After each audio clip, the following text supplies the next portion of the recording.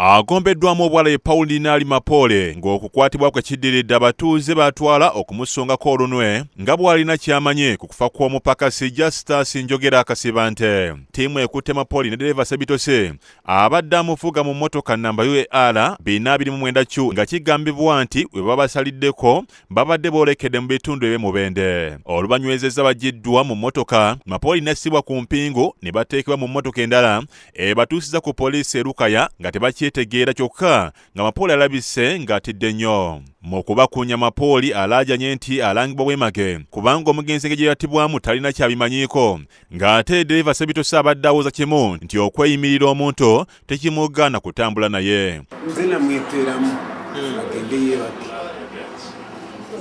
naye tekyamugyamu ekiro sikimanyi kubanga sigenda n'ensozi.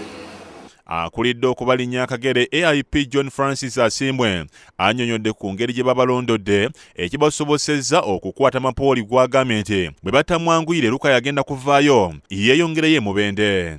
Yaddukidde mu basawo bane ab'Ekiganda mu kitundu ky'e Lukaya okuteekako obukesi bwaffe obwamusituusizaako ku ssaawa eno kati nga tuli mu kuba tumuzaayo yaddiza omusango asobole okuweremba n'emisango gye nga bwe yagiza nga bwe tunoonya ne banne abamukwatirako mu kikolwa ekyo ky'obutemu.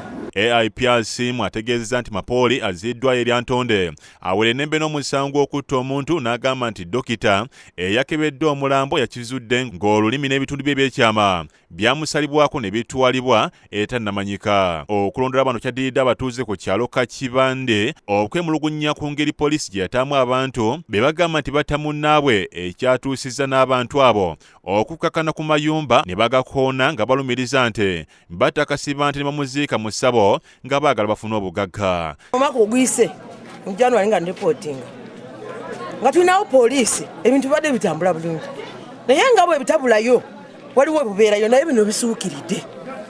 Nze kennyini waliwo nagera ne nkwata omusajja wadde filement ne muta ku poliisi okuddayo kubuuza kesi etya nti bondi. Sennabulya baagala ayina yakusakidde eggulu lino ku Lwabukedde TV.